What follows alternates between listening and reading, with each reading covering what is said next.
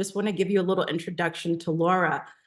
Laura has over 20 years of experience in program development, implementation, and evaluation. Pragmatic areas of interest include youth development, educational enhancements, and arts education and outreach. Laura, this year in 2024, joined us with our strategic task force as a strategic task force member, and we're really excited to have her on board. With that, I want to welcome Laura Meyer. Thank you so much, Michelle. I am super excited to be here. Excited to talk to you all about grants today. I see some familiar names in the attendees list, so thank you all for coming. Let me go ahead and start sharing my screen. So let's see. I was going to say, can everybody see my screen? Somebody who can actually talk, can you let me know if the screen is good to go? It's good. Thank you, Lauren.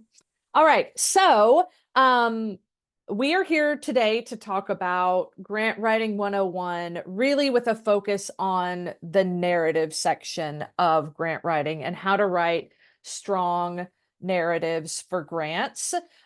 This presentation has been tweaked to specifically focus on some key narrative areas that you'll find in arts grants. The plan is to run through the presentation. I'm going to break every 5 to 10-ish slides just to see if there are any immediate questions that you guys have. So please feel free to drop those in the chat or the Q&A. And Lauren will be helping me with that. And then at the end, we'll stop for any questions. You guys can actually raise your hands and come off mute if you want to have kind of more of a conversation about questions that you have about any of the content that we've covered. This is a pretty content-heavy presentation. There's a lot that goes into grant narrative and creating really strong grant narrative, and I've tried to condense it to some more high-level tips and things to consider for each of these sections.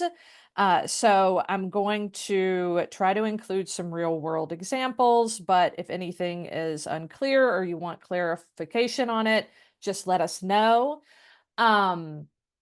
I'll give you a little bit of my background when it comes to grants, because I have some pretty extensive experience in programs and program development. I also have some pretty extensive experience in grants.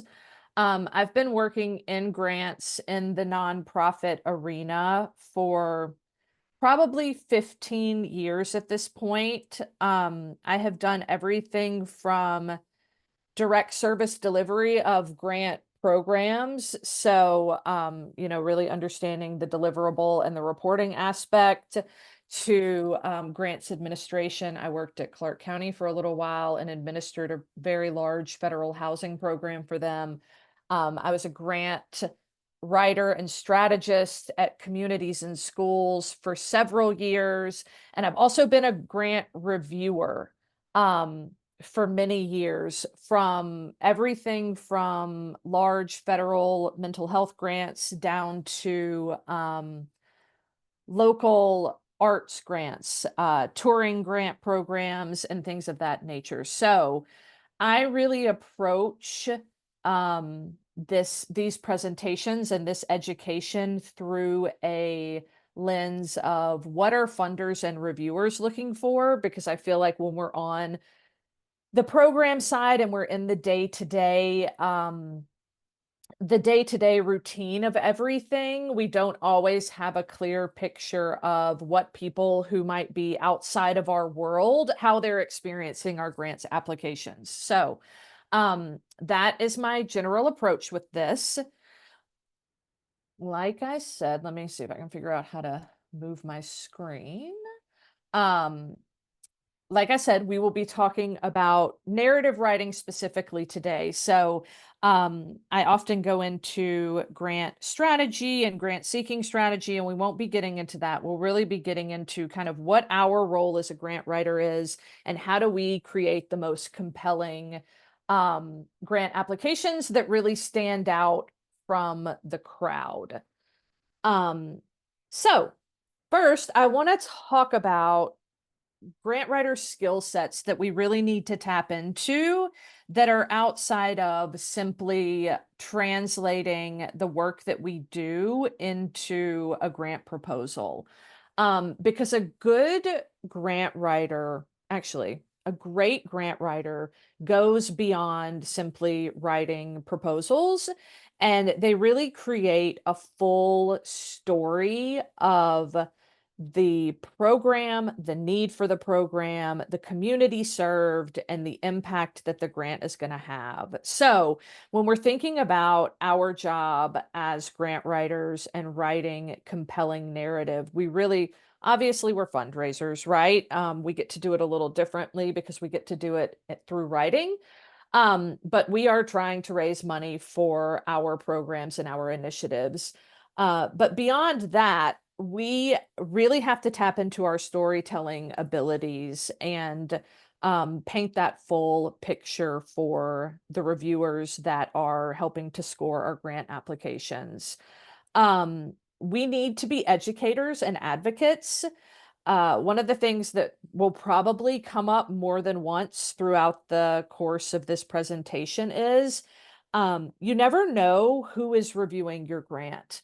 It could be an expert in your field who understands everything about arts and the need for art programming, or it could be a community volunteer that has no real connection to your industry at all. And so, as grant writers, we really have to understand how to educate the general public on the importance of the work that we're doing, the impact of the work that we're doing, and we have to be able to advocate for the need for funding for the work that we're doing.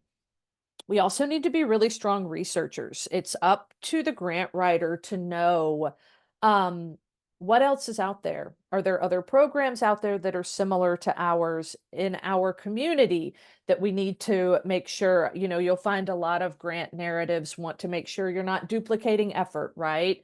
So understanding kind of the universe of your program area or your area of interest, being up to date on best practices for the types of funding that you're applying for, understanding your community and your community need, and being a researcher of your community, but really having a solid grasp of the industry that you're writing for and your focus area, really being having that be part of your area of expertise, right?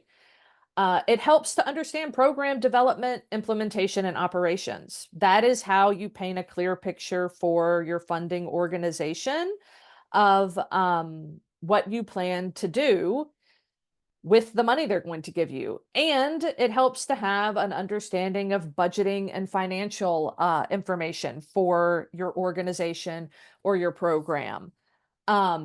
I often say that great grant writers are the most well-rounded people in their organizations.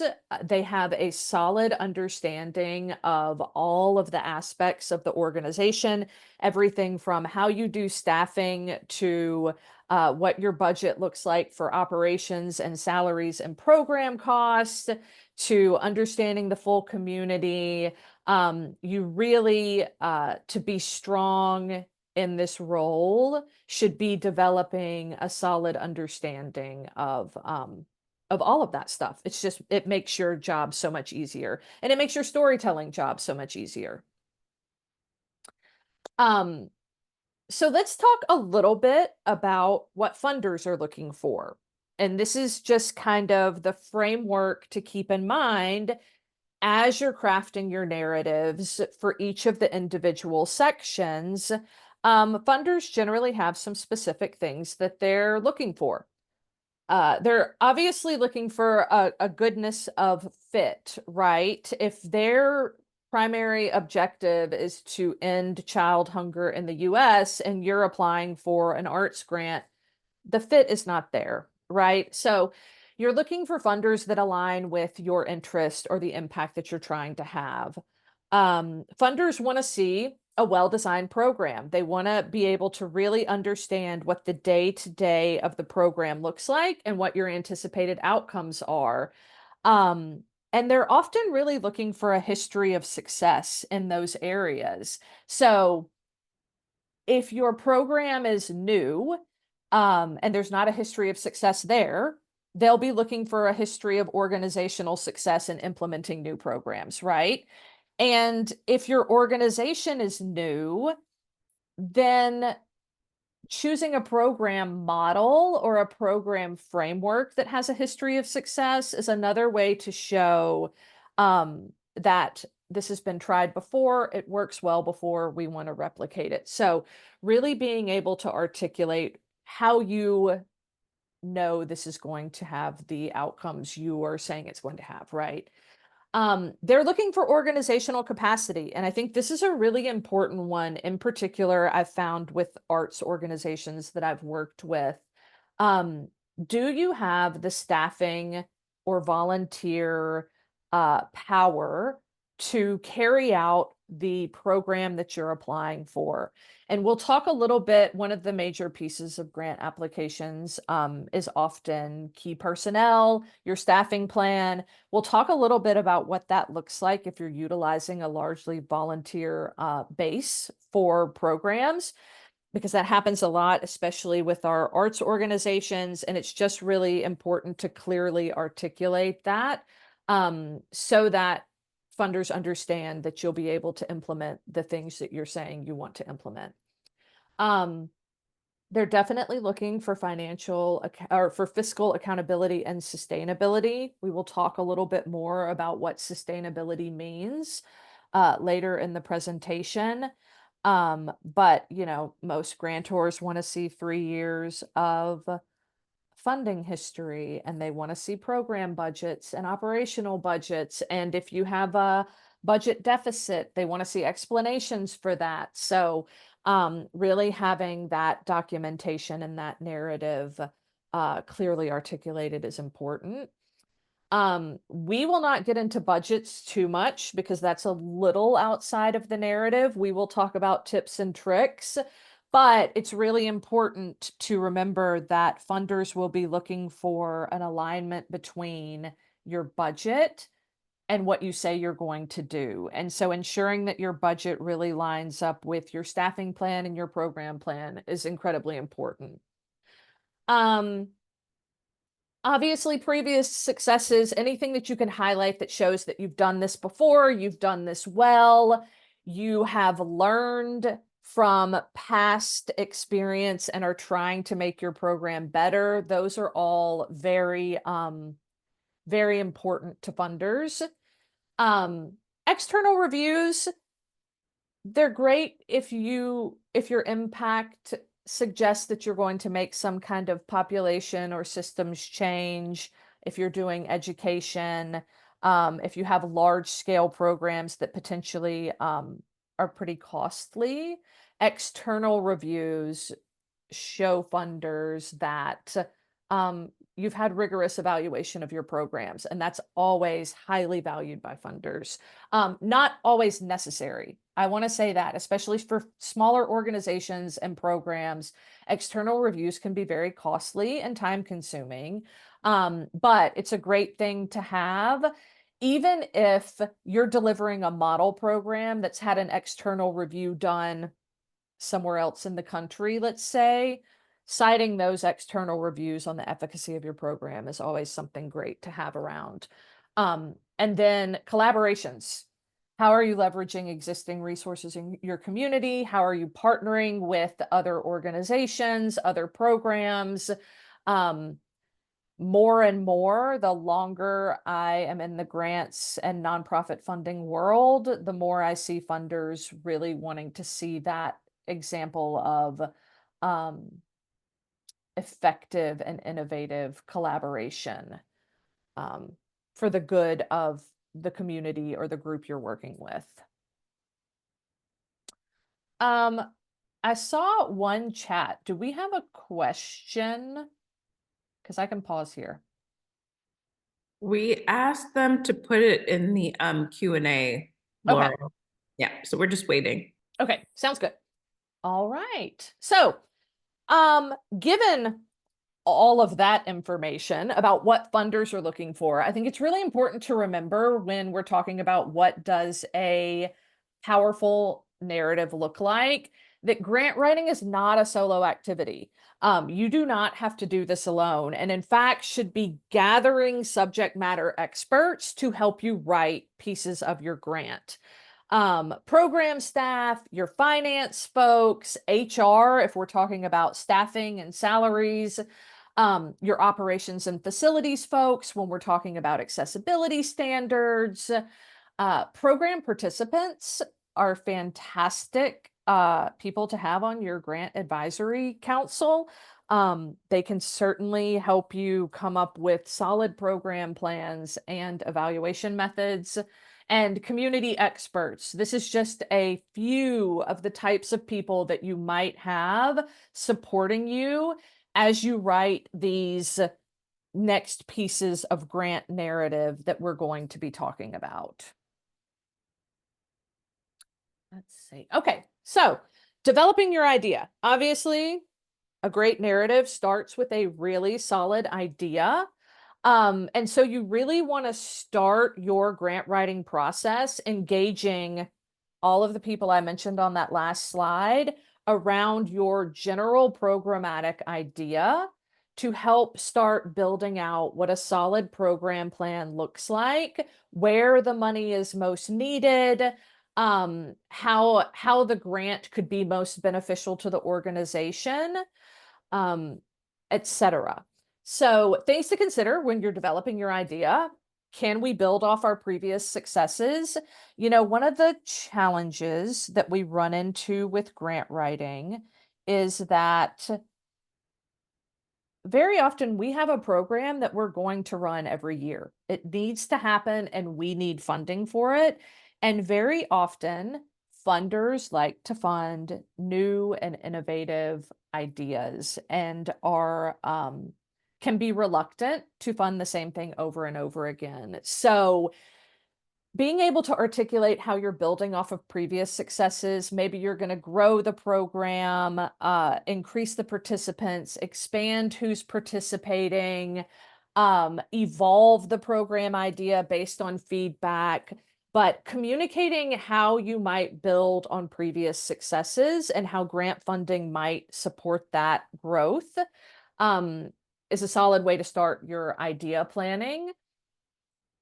Innovating on your old ideas, and really, I can't emphasize this enough, being able to show funders that we'll talk a little bit more about evaluation further in the presentation as well, but being able to show funders that you're paying very close attention to your program or to your initiative or to whatever you're getting funded through their funding instrument. You're paying attention to it and you're constantly seeking continuous improvement of your program is a really solid way to be thinking about how are we going to apply for this funding, whether it's new funding or return funding, right? How have we improved? How do we plan to track measures to help us improve in the future? But thinking about those ways that you can innovate based on what you've learned from past experience is really helpful in developing a full, compelling idea to get funded. Something that's really important to articulate and can often be a little challenging is how can we most effectively meet the need that we are presenting? And that is everything from our geographic location to our staff expertise, right? Painting that really full picture of why why our organization is the best organization to do this and how we believe we can address the needs that we're seeing, is a key part of planning. And then something to never leave out of your like visioning process, right, is what is your alignment with the funder's priorities? Because what it really comes down to is if I'm a funder and my priority is to increase arts education, I am viewing your organization as a partner in that work, right? We are partnering because we both have a vision of increasing arts education across Nevada. And so as I'm planning for my proposal idea, I want to keep front of mind, how am I articulating the ways in which I can support this funder's priorities, and we can partner to make both of our visions a reality. All right. Grant proposals, more things to keep in mind when you're thinking about the formulation of your grant proposal and your narrative is this is really a business plan for your program. You're pitching someone funding an activity that you want to do. And so having a really clear outline of your program, your timeline, the scope of things you intend to accomplish, um, very clearly articulating community need, which we will talk about that more in this presentation. Clear goals and objectives for your program, really framing what success for your program looks like is incredibly important. And then some kind of evaluation plan for your program so that you can show that you're collecting feedback, you're assessing, and again, you're always looking for that continuous improvement of what you're offering, right? Your proposal should create a compelling case for funders that answers some pretty simple questions. Why should you fund this? Why should you fund us? Why does it need to be done now? And why are you the perfect funder for this? And that's kind of the lens that I look at all of these pieces of grant narrative through. This should kind of be your guiding light when writing and reviewing your grant narrative.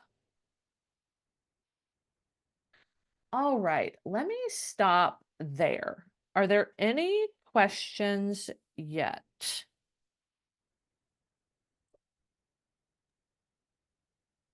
We don't see any as of now, Laura. Okay, then I'm going to keep going. Some planning documents to have around that will make your life very easy. Let me just say this. So the way that I do grants and the way that I advise people to do grants is to streamline as much of the process as possible. I'm going to assume that most of the people on this call have some kind of experience in grants in general.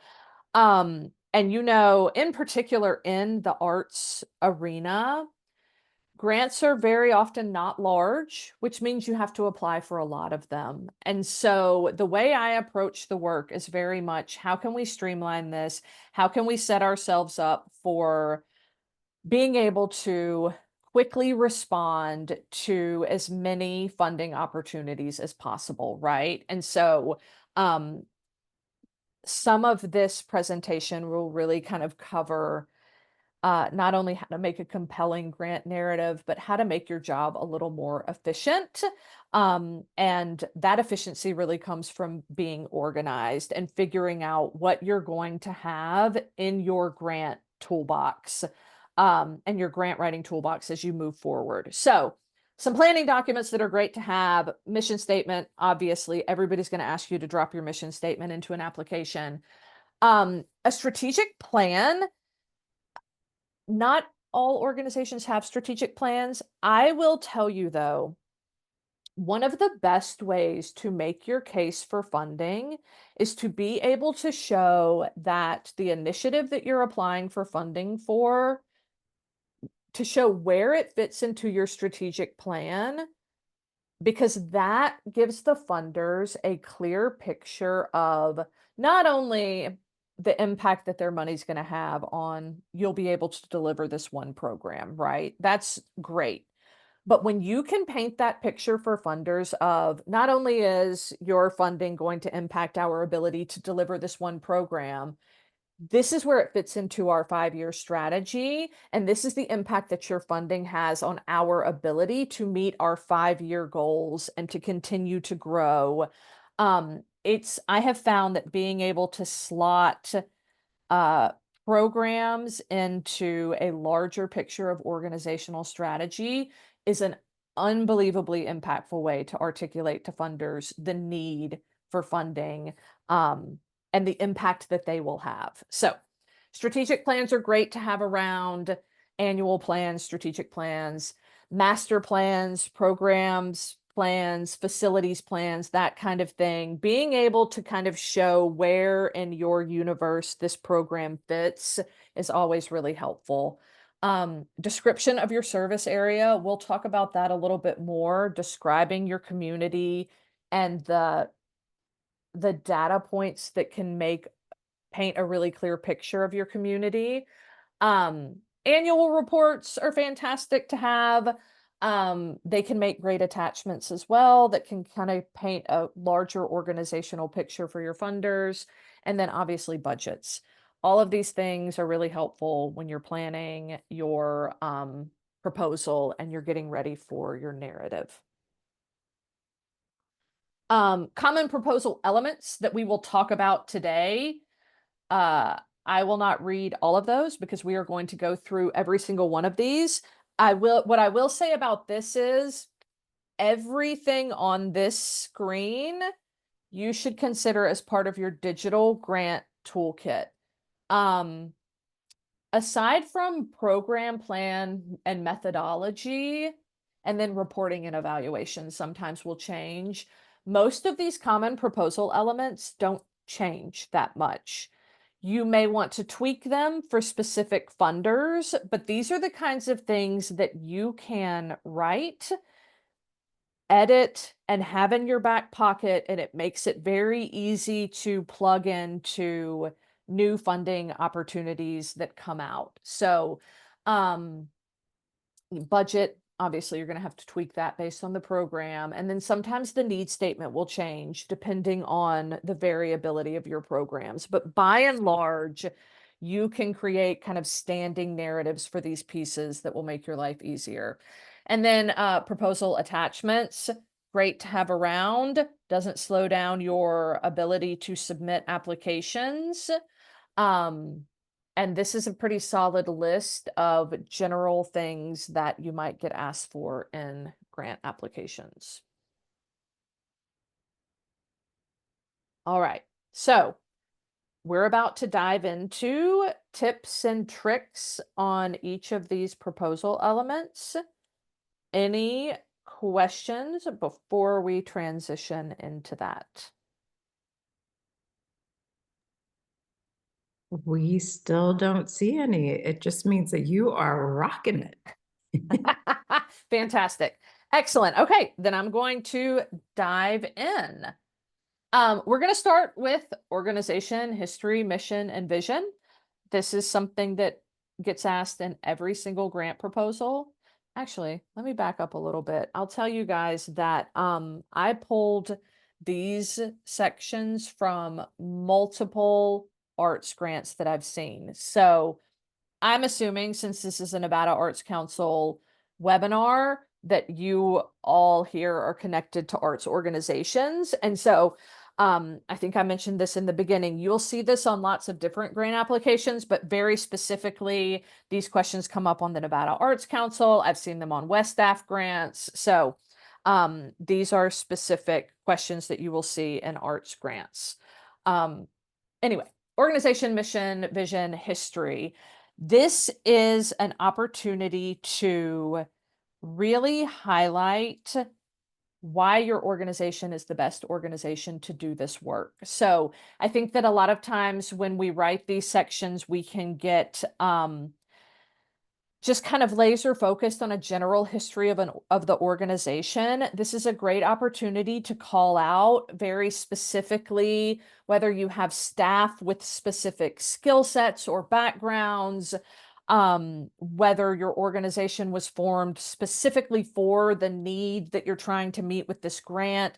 This is an area that, while you should have a standing description of your organization, you should consider tweaking it for the specifications of the grant that you're applying for, or for the specifications of the program that you're highlighting. You know, let's say that you have multiple programs, really calling out the uniqueness of your organization that aligns specifically with the program that you are applying for. This is a chance for you to give a full history of your organization, to highlight any awards or areas of excellence that you have experienced as an organization. If your organization is smaller, or if your organization is newer, this is also an area where you might highlight how it was founded and potentially the expertise of the founders. If you're trying to look for a way to beef up this section, like let's say you don't have a robust history, right? This would be where you would kind of paint the picture of the inspiration for the organization and how it came together. If you're working on like an all volunteer organization that was started by a coalition of artists, really painting the picture of how that group came together, how the focus and the vision were developed, that kind of thing. So definitely varies depending on the size and history of the organization. This part shouldn't be too long. I know that in general, grant applications give you character and word length now, but if we're just writing a regular proposal, you don't need to go overboard with the details here. You just want to paint a clear picture of why your organization is the right organization for this request.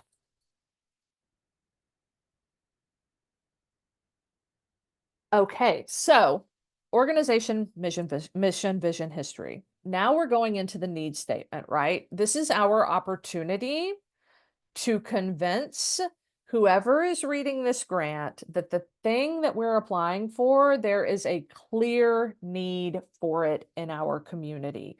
This is the heart of your grant application.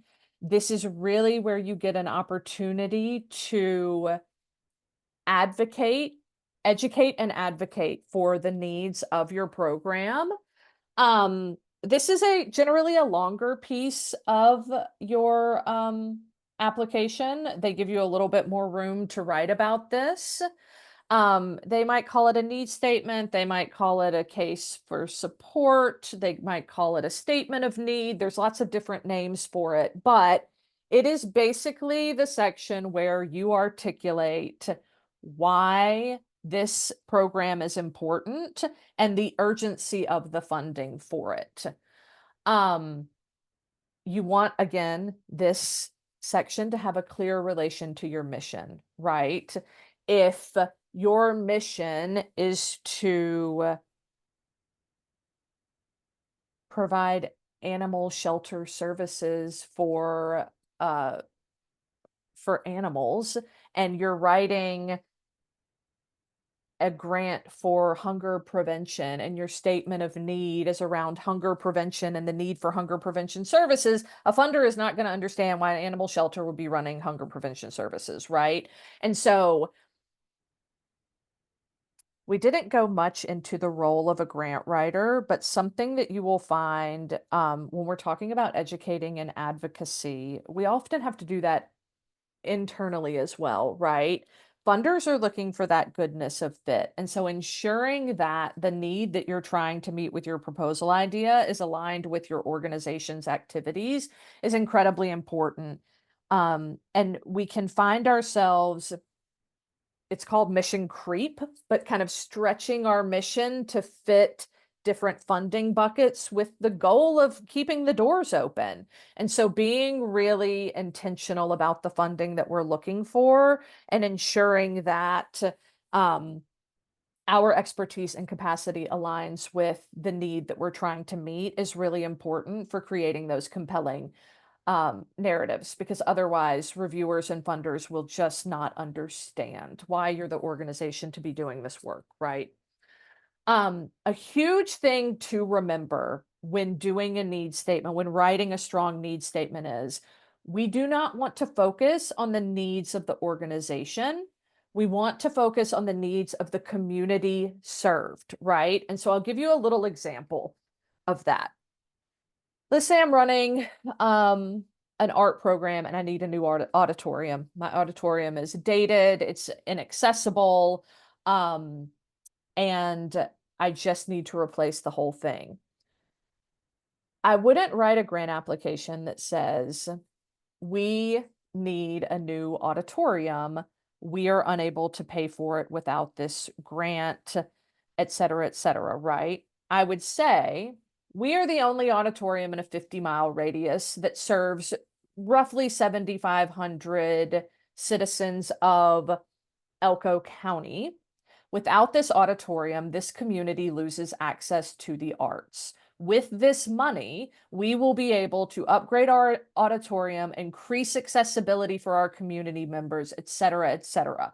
So the need for the organization is there, but we're not focused on the organization. We're focused on the impact that a new auditorium will have on the community, and why the lack of an auditorium in this community will have a direct impact on the community members. That's a really, really important thing to remember in your need for creating a compelling need statement.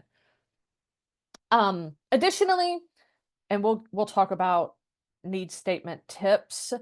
If you're using statistics to talk about need, if you're using demographic statistics or lack of access to art statistics, all of your information should be supported with evidence.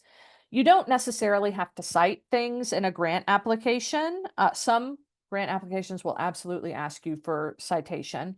But you want to be able, if anyone was to ever ask you a question about a statistic or some information that you used, you would want to be able to tell them where you got that information. So that's another important tip.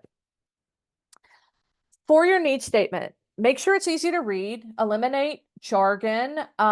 Again, we never want to assume that the people reading our grants are from our industry or understand our industry.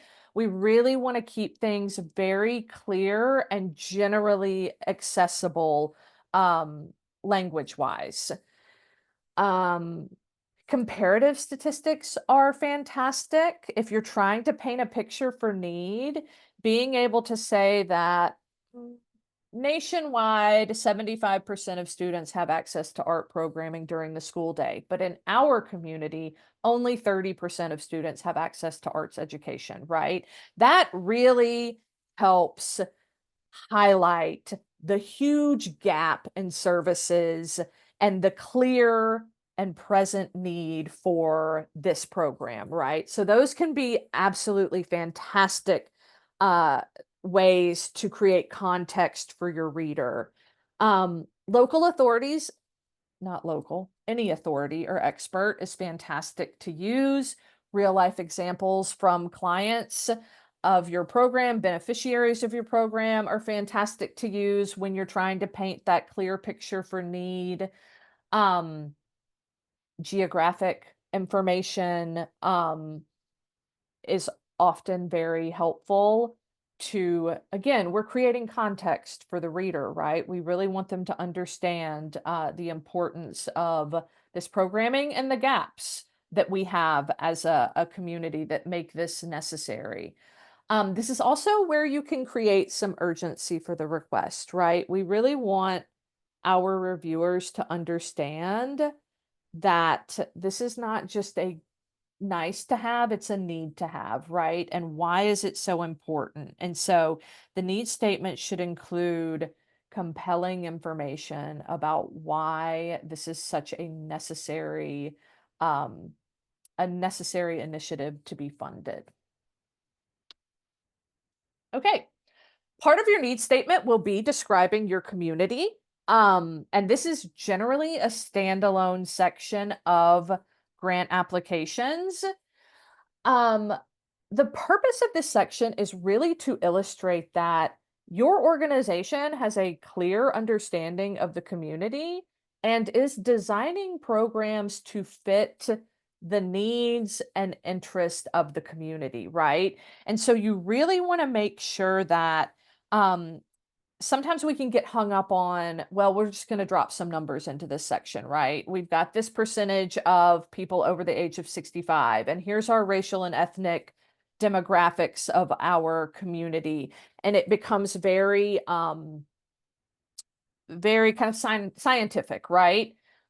It's important to remember that this is not just a standalone piece of your application. This ties in directly to the need, and it's going to tie into the program design. So, some things you want to think about including, aside from just the here and now of who is in our community. Community history in the area of the program you're delivering, community history in general, painting a clear contextual picture of your community is really important for kind of drawing your reviewer in and having them become invested in, oh, I feel like I relate to this community, right? Or I understand the needs of this community. So it's really a way to create an attachment between the reviewer and the community that you're advocating for. Demographic information about the whole community is important. Demographic information about your program participants is important to illustrate either that your program aligns demographically with your community or that your program serves a very specific portion of your population, right? But having those two demographics can tell a reviewer a lot about your program and who you're serving. And then again, we talked about comparative demographics, right? That can paint a contextual picture about why you might be choosing the programs you're choosing. The example I used was we have a higher concentration of seniors living in our community, and we run daytime programming. Well, actually, I didn't put daytime programming. This is the example I'm going to use. We run daytime programming because they like to get out of the house and socialize during the day, and it's very important for our community, right? So those comparative demographics can paint that picture. Where to find community data? There's so much data out there about the communities that we live in. The census will give you that number data, the percentages, the household information. You can look it up down to like census tract. You can get very, very specific, right? And I will say, the more specific you can get, the better. Painting the picture of kind of the whole area that you live in, what your general community looks like, and then the neighborhood that you serve is that paints a very powerful picture. Other areas though that you can get some community data that is a little more storytelling than the census. Community-based strategic and master planning documents are fantastic. Just about every city has one. Counties have them.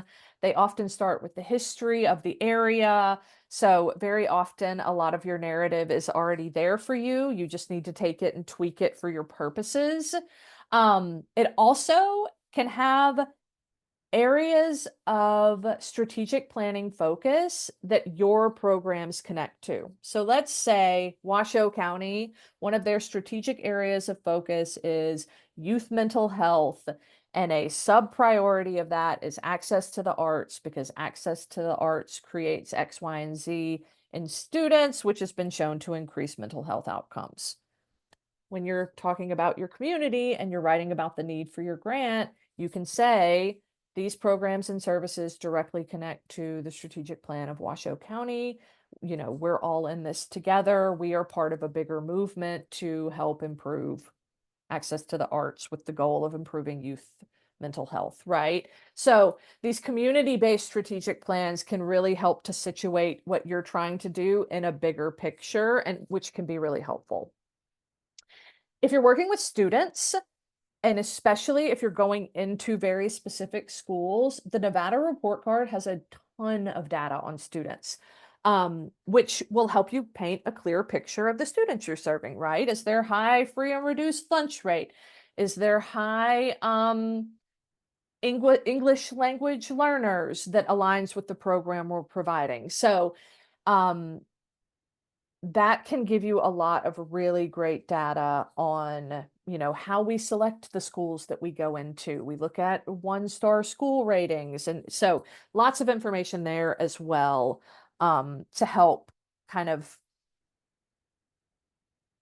flesh out and tell the story of the community that you are working with. I'll go through this one and then I'll pause because this ties directly back to the community served.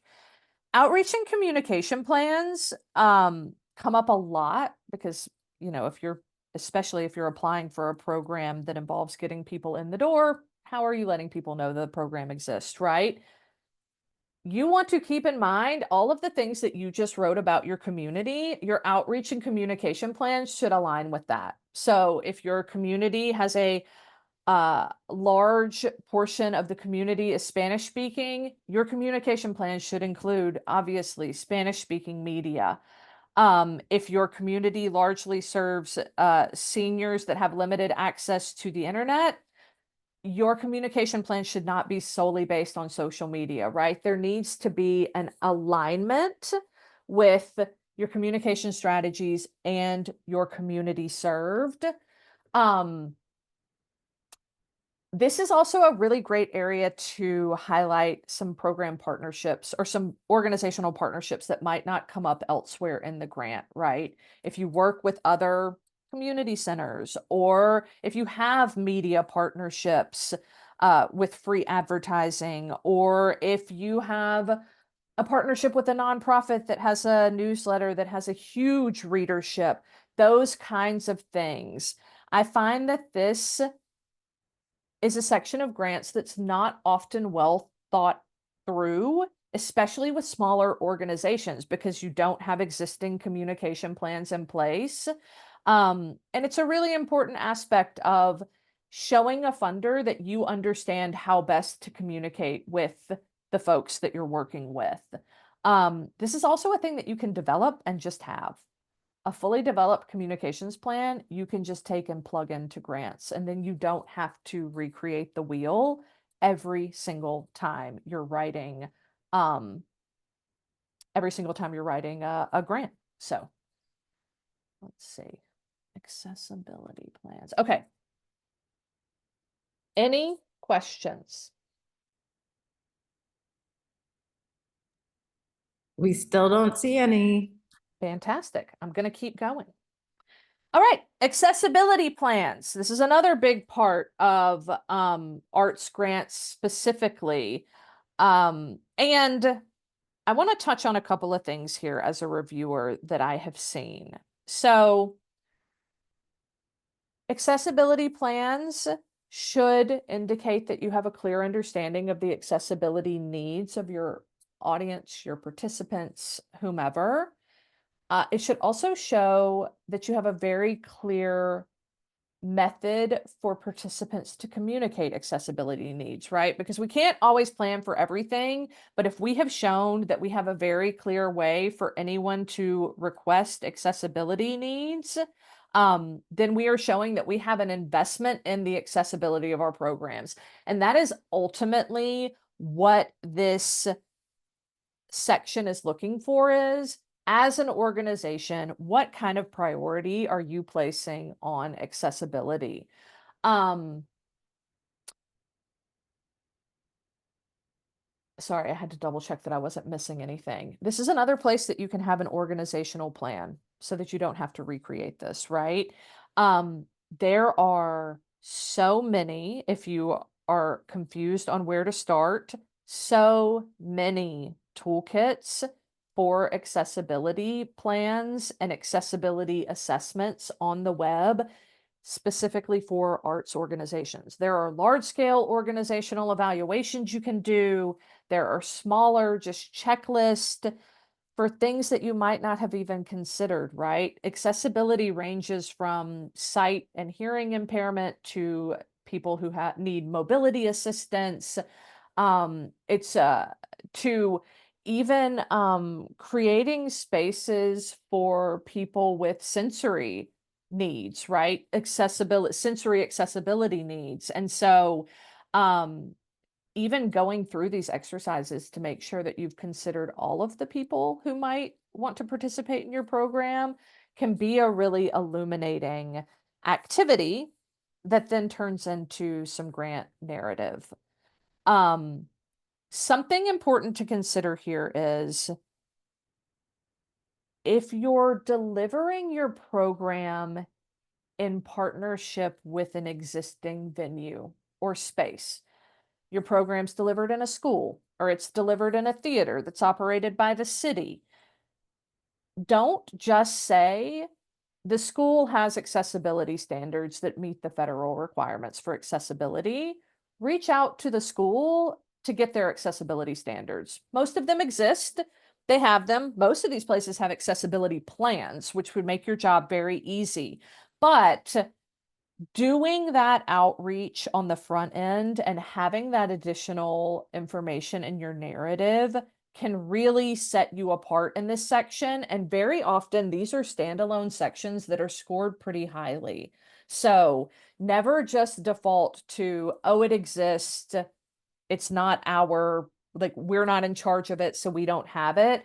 Reach out and see if you can find more details so that you can really articulate accessibility. Program plans and methodology. This is where you're going to talk about how you're going to do what you are going to do. These are so variable because programs are so variable. Sometimes things like, if we're talking about a multi-year program, you can use timelines and Gantt charts and all kinds of really sophisticated methods to convey how you're going to implement your program. Sometimes it's just a summer program and it's a very simple narrative, right? Some important things to think about when writing this are, does the program plan sound feasible? There are oftentimes in grants where we want to be visionary, right? When we're talking about our ultimate goal for the community served or our vision for the impact we're going to have, we want to be visionary. We don't want to do that in the program plan and methodology section. We want to be very clear on this is exactly what's going to happen. This plan and the outcomes we anticipate align with our capacity to deliver upon the plan. This aligns with the budget that we've requested. So this is definitely the area of the grant to be very realistic and very straightforward with what you intend to accomplish. Let's see.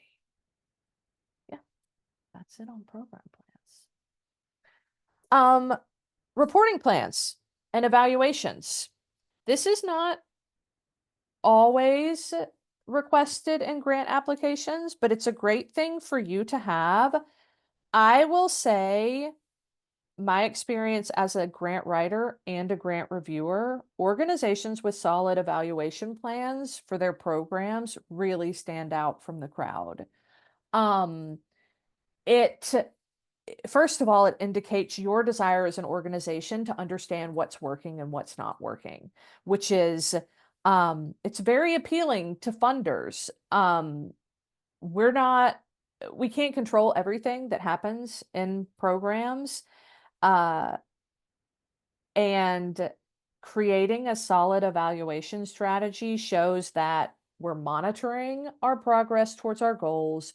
We're ready to course correct midway, a quarter of the way if we need to, and we're paying attention to how this is all playing out in the real world, right? Because you just can't predict everything.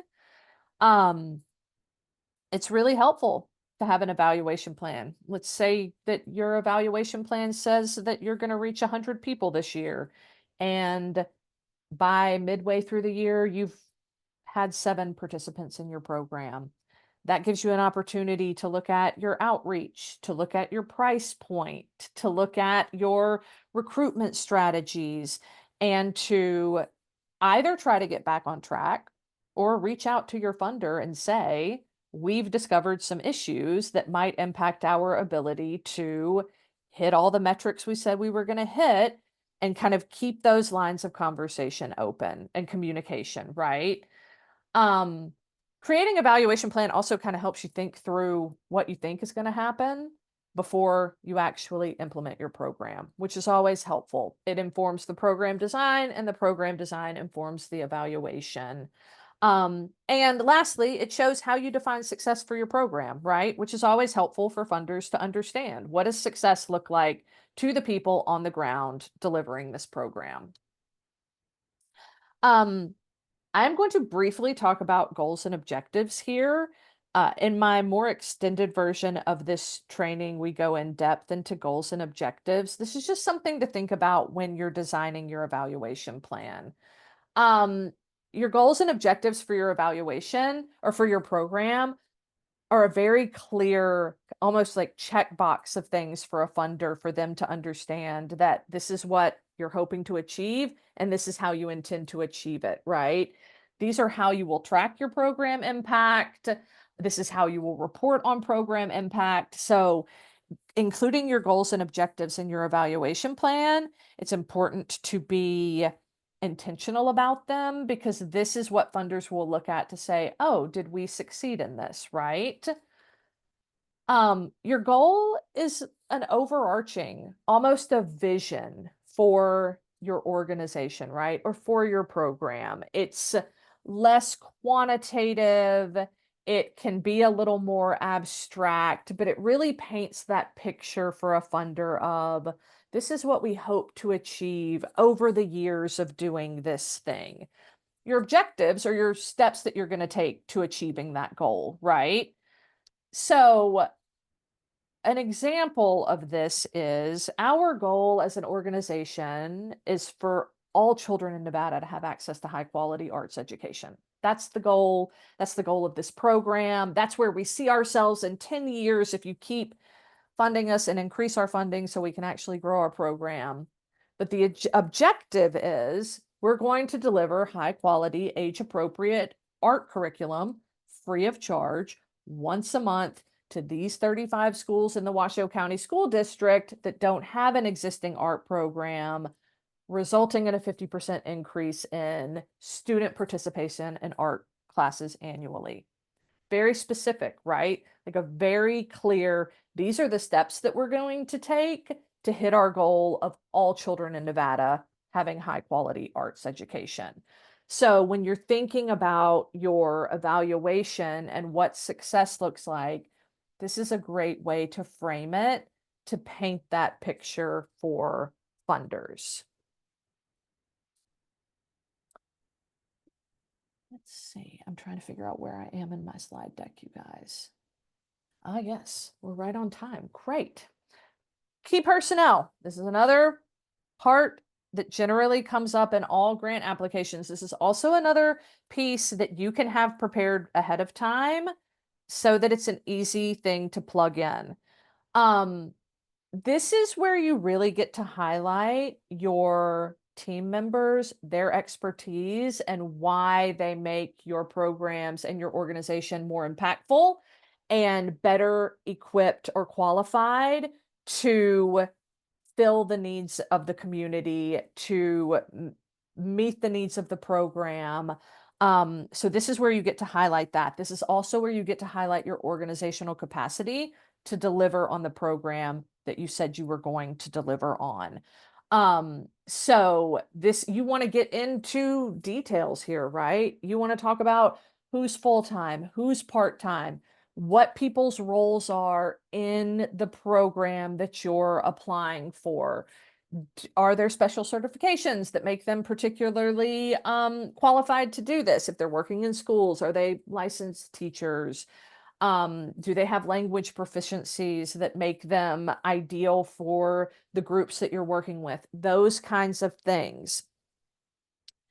If your organization is volunteer run or your program is volunteer run, you should approach this section in the exact same way. You should use the qualifications of your key volunteers. You should talk about how much time they volunteer annually. This is an opportunity to talk about potentially other initiatives that they have run.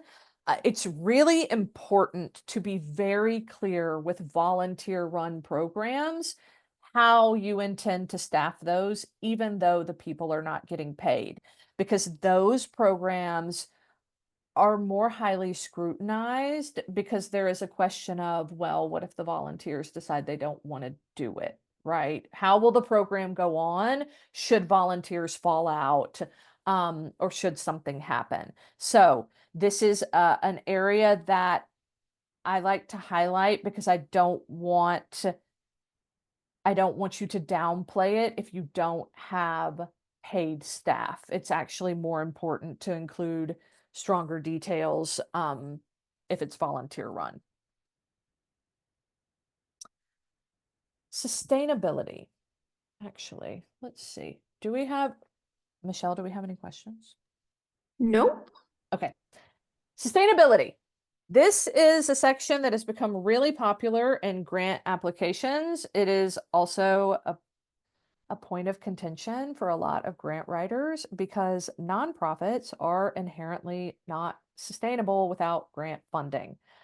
We have to have people fund us year over year. We are not revenue generating often, but there are opportunities for revenue generation for sure, but it can be a challenging section to write. So what we want to talk about when we're talking about sustainability is, why are we not solely reliant on this funder's funding for our program, right? That's really what they want to see. They want to see a diversification of funding.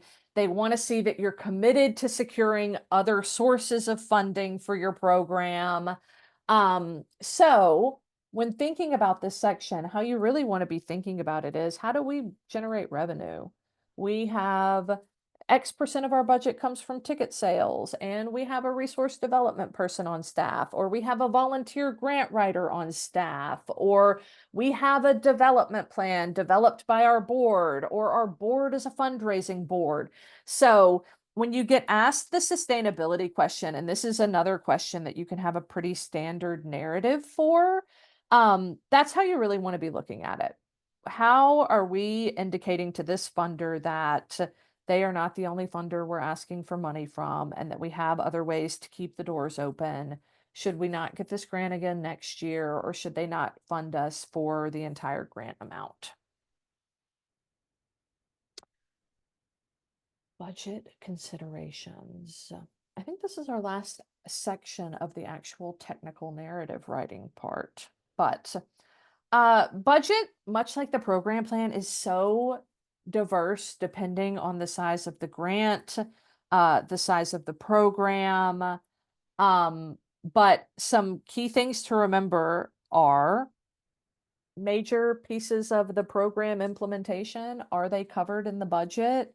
If I have a program implementation plan that says that I'm going to have a full-time staff delivering curriculum to students in the after school hours, and I don't have a staff budgeted, that's going to be very confusing for the funders who are reviewing the budget.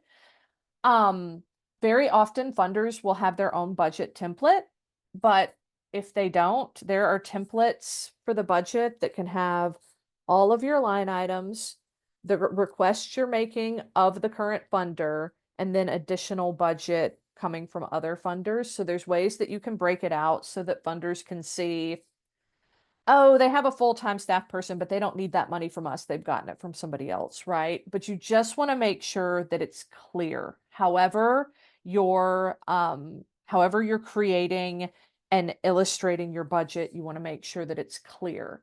Most places, most grants will have a section for budget narrative.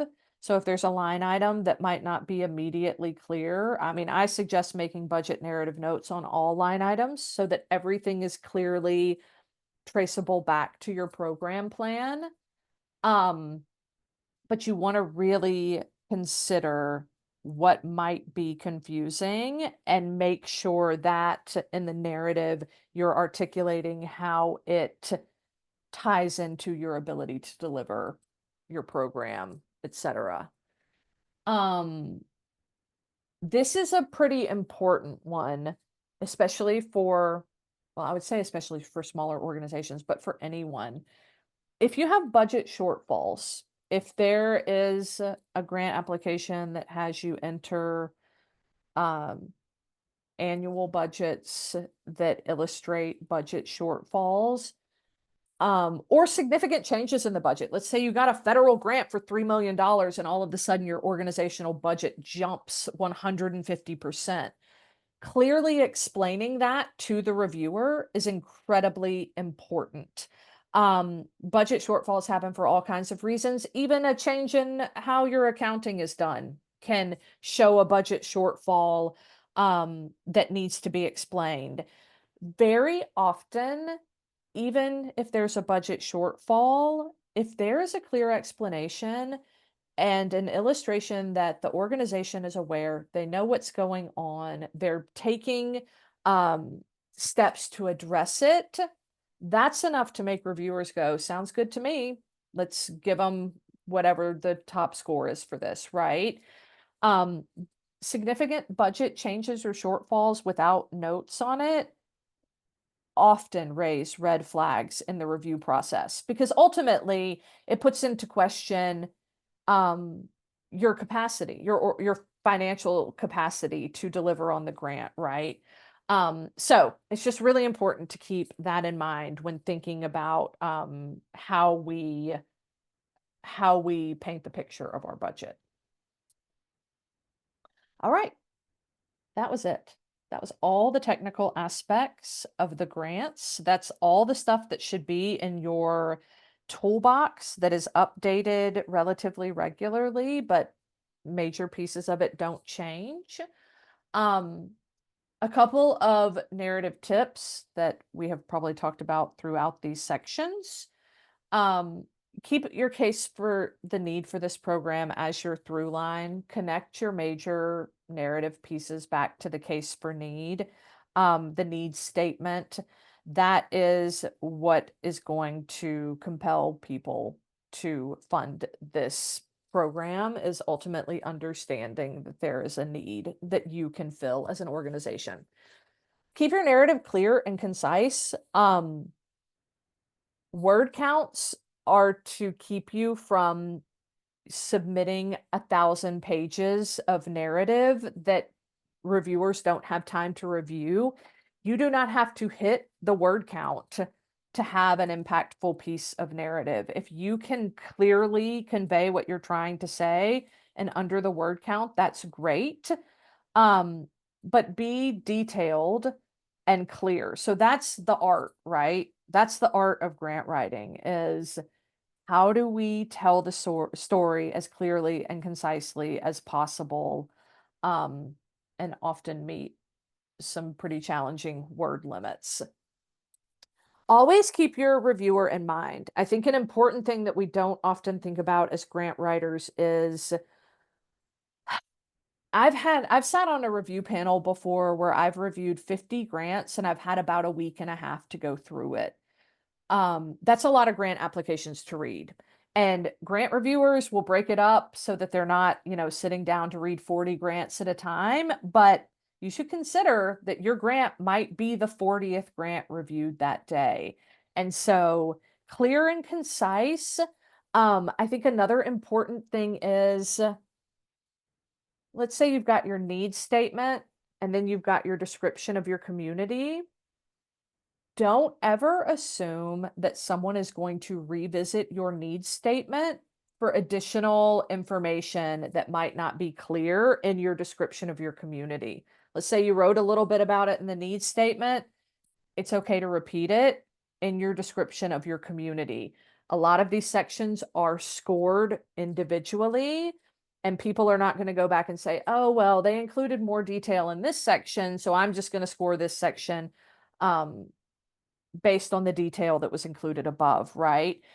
Keep it clear and concise, but answer each question fully and never suspect that somebody might go digging through your application to find information that might be missing.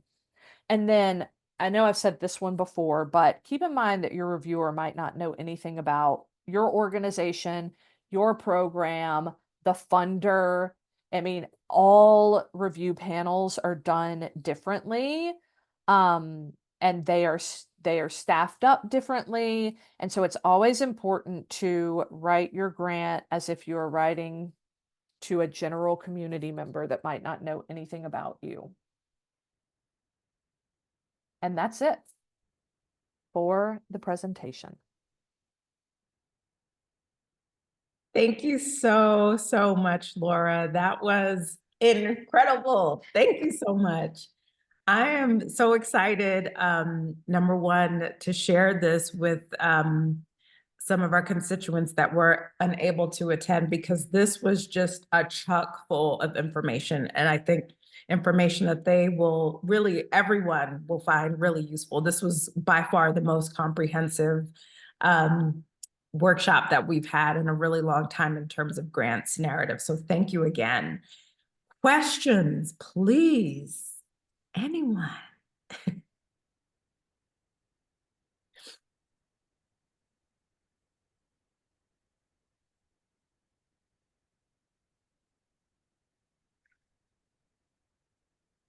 Let's see who's on here. No questions?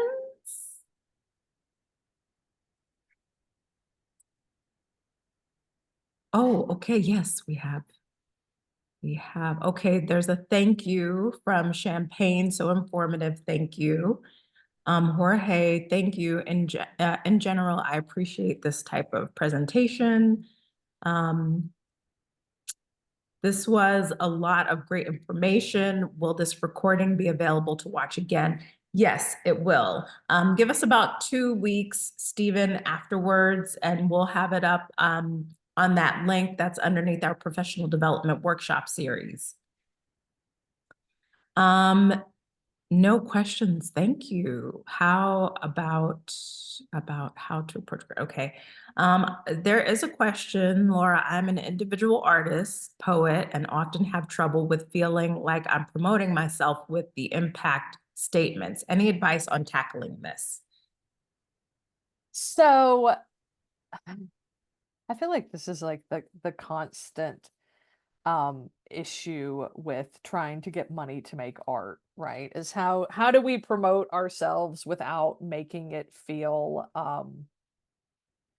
icky, or like we're trying to sell a product, which is actually our own vision and creativity.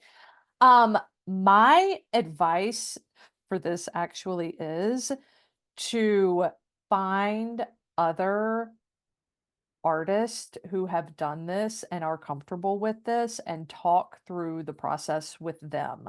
I've had lots of individual artists come to stuff like this. Obviously, this is not geared towards an individual artist grant. But I do think that it's important. I mean, I think you use the similar advice that you would use as an organization, right? Understanding what makes your unique vision stand out and why your unique vision is important to be funded is just something that you have to figure out how to authentically get comfortable with. But so outside of this, I am a collage artist, and I am in the Las Vegas Collage Collective, and I've had to write some artist bios, but professionally I'm not an artist, and I have a really hard time even with an artist bio. And I just worked with a lot of my artist friends on how to get it to come together. And I feel like an impact statement can be really similar And I would suggest, and I know that there are artists out there that help people specifically to write their impact statements, but I don't have names to recommend off the top of my head. All right. Another comment was great presentation. Showed me what we are doing right and where we can improve. Thank you for that. And all of this was so helpful. Thank you. Another comment. Yeah, just looks like a lot of appreciation coming from this, Laura. So thank you again. This was really, really, really incredible. Any other questions?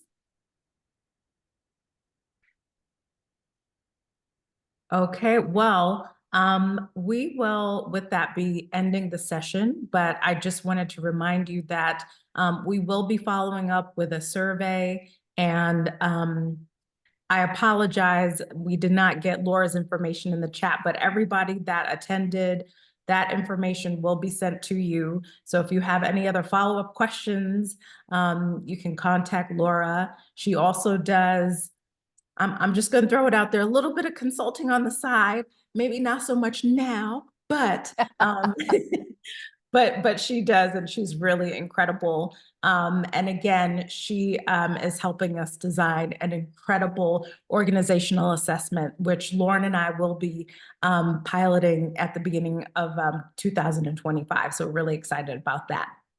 Lastly, thank you so much again for attending. Our next webinar will be on the Nevada Basin to Range Exchange on November 13th from 11 a.m. to 12 p.m. Please be sure to sign up. We'll have some marketing going out about that, but there'll be that webinar is also on our professional development series as well.